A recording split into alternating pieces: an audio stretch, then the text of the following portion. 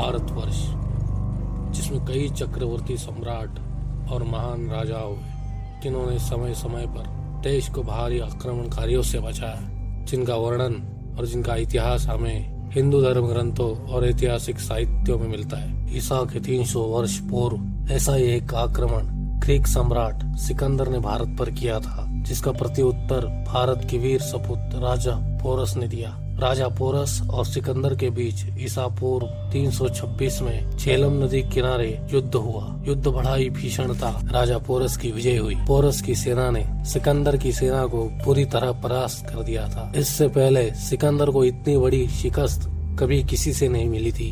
युद्ध के उपरांत सिकंदर पुनः अपने देश की ओर निकलने लगा, परंतु जाते जाते भारत पर आक्रमण जारी रखने हेतु उसने अपने विश्वासु सेनानायक सेल्यूकस निकेटर को सेनापति नियुक्त कर भारत की सीमा पर छोड़ गया। सिकंदर के बाद भारत पर अब ग्रीक सेनानी सेल्यूकस निकेटर का खतरा मंडरा रहा था। भारतवर्ष पर आए इस खतरे को भी चंद्रगुप्त मौर्य और आचार्य चाणक्य के कूटनीति ने परास्त कर दिया और इसी के साथ मगध पर मौर्य वंश की स्थापना हुई। चंद्रगुप्त के बाद मगध के सिंहासन पर बिंदुसार आरूढ़ हुए। बिंदुसार के उपरांत सम्राट अशोक सिंहासन पर बैठे। सम्राट अशोक ने भारत के सभी छोटे बड़े राजाओं और राज्यों को एक ध्वज के नीचे लाकर अखंड भारत का निर्माण किया। मात्र कलिंग युद्ध में हुई हिंसा, रक्तपात और नरसंहार की वजह से सम्राट अशोक का मन विचलित हो उठा था और अहिंसा का मार्ग अपनाते हुए उन्होंने बौद्ध धर्म का स्वीकार कर लिया। परंतु अहिंसात्मक नीतियों के कारण राज्य दिन ब दिन दुर्बल पड़ता जा रहा था। सम्राट अशोक के जाने के केवल 50 वर्षों बाद ही मौर्य साम्राज्य का पतन भी आरंभ हुआ। जो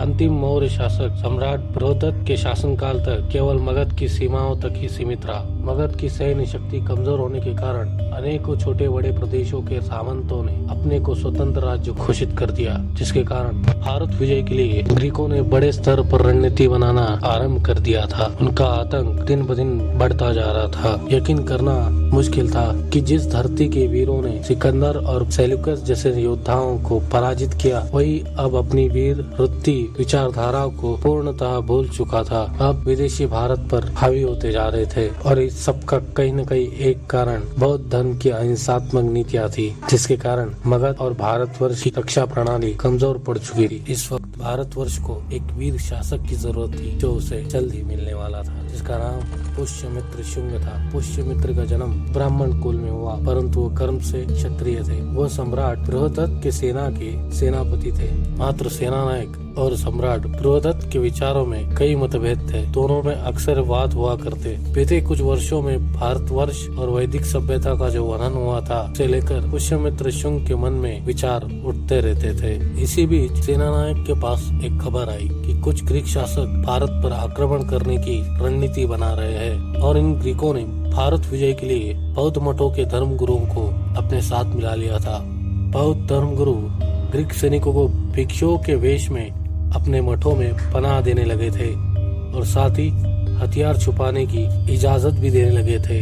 यह खबर जैसे ही पुष्यमित्र शुंग को पता चली, उन्होंने राजा से मठों की तलाशी के लिए इजाजत मांगी, परंतु राजा ने मठों की तलाशी लेने से पुष्यमित्र को साफ इनकार कर दिया। इसके उपरांत पुष्यमित्र ने राजा की आज्ञा के बिना अपने कुछ सैनिकों समेत मठों की जांच करने चले गए। जांच के दौरान मठों में ग्रीक सैनिक पकड़े गए। उन्हें वहीं पर मौत के घाट उतार दिया गया और उनका साथ देने वाले बौद्ध गुरुओं को राजद्रोह के आरोप में गिरफ्तार कर राज दरबार में पेश किया गया। सम्राट को सेनापति का यह बर्ताव अच्छा नहीं लगा और कुछ दिनों बाद एक दिन राजा और सेनापति के बीच किसी एक बात पर बहस बढ़ गई। बहस इतनी बड़ी कि राजा ने अपनी तलवार से पुष्यमित्र पर हमला कर दिया, जिसके पलटवार में पुष्यमित्र ने अपनी तलवार से राजा की हत्या कर दी।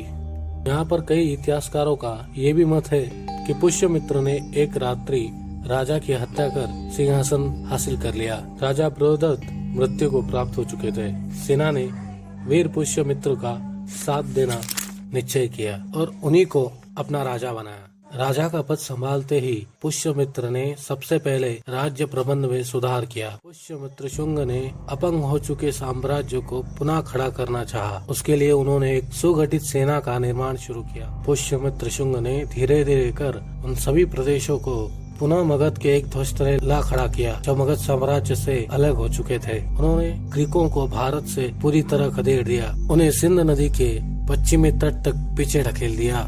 ग्रीकों और दुश्मनों से आजादी पाने के बाद पुष्यमित्र शुंग ने भारत में शुंग वंश की शुरुआत की। भारत में दोबारा से वैदिक सभ्यता का विस्तार किया। अश्वमेध यज्ञ कर पुनः उन सभी प्रदेशों और राज्यों को मगध के ध्वज तले एकत्रित किया। जो लोग भय के कारण बौद्ध धर्म स्वीकार कर चुके थे वह फिर से वैदिक धर्म की ओर लौटने लगे। इस तरह भारतवर्ष में पुनः वैदिक धर्म का पताका लहराने लगा। ये थी कहानी भारतवर्ष को ग्रीकों के आतंक से बचाने वाले और लुप्त होते वैदिक धर्म का पुनः विस्तार करने वाले योद्धा पुष्यमित्र शुंग की। इसी के साथ मिलते हैं अगली वीडियो में। जय हिंद, जय भारत।